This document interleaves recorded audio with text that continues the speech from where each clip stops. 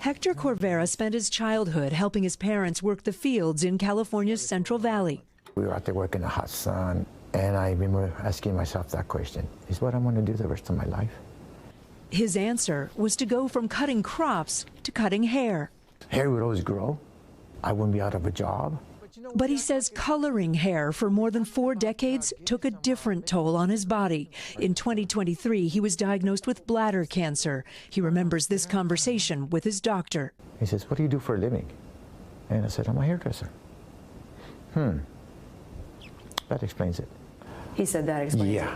And in that moment, did you think, oh, he's seen this before in hairdressers? Yes. Corvera is the plaintiff in a new lawsuit against 13 companies. Attorney Alan Smith alleges Corvera's repeated exposure to chemicals in their hair dye products caused his cancer. He's seeking damages. These are known chemicals that cause cancer. Smith made millions for clients when Johnson & Johnson settled claims that its baby powder caused cancer. He says he plans to file multiple other hair dye cases soon. What are you accusing these companies of doing? I'm accusing these hair dye companies of, number one, manufacturing a product that's unsafe. I mean, at a minimum, I would want these manufacturers to provide a warning. Smith points to a substance that's formed when hair color ingredients are mixed together. We spoke with a half-dozen researchers and doctors who say while there is not strong evidence of a link to cancer for clients who get their hair dyed, numerous studies have found a link between repeated work exposure and an increased risk for bladder cancer. The FDA says under the law, cosmetic products and ingredients generally do not need FDA pre-market approval, and notes the industry reformulated products after some hair dyes were found to cause cancer in lab animals in the 1980s.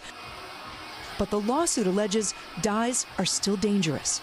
There are definitive studies that have come out decades later showing the manufacturers did in fact not do what they said they were going to do.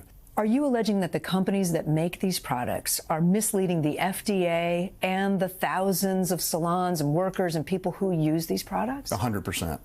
NBC News reached out to every company named in the lawsuit. One company, Coty, says they no longer make or sell hair dye products in the U.S., adding the claims against Coty are unsubstantiated and without merit. Bristol-Myers Squibb says it has no liability for products manufactured by Clairol, which it sold in 2001. Clairol and other companies named in the suit, like L'Oreal, had no comment, some saying they do not comment on pending litigation. Hi, babies. Hector had his bladder removed, a new one created out of his intestine. What are you doing? He spends a lot of his time now caring for his grandson. I pray to God that give me some more time to see him grow.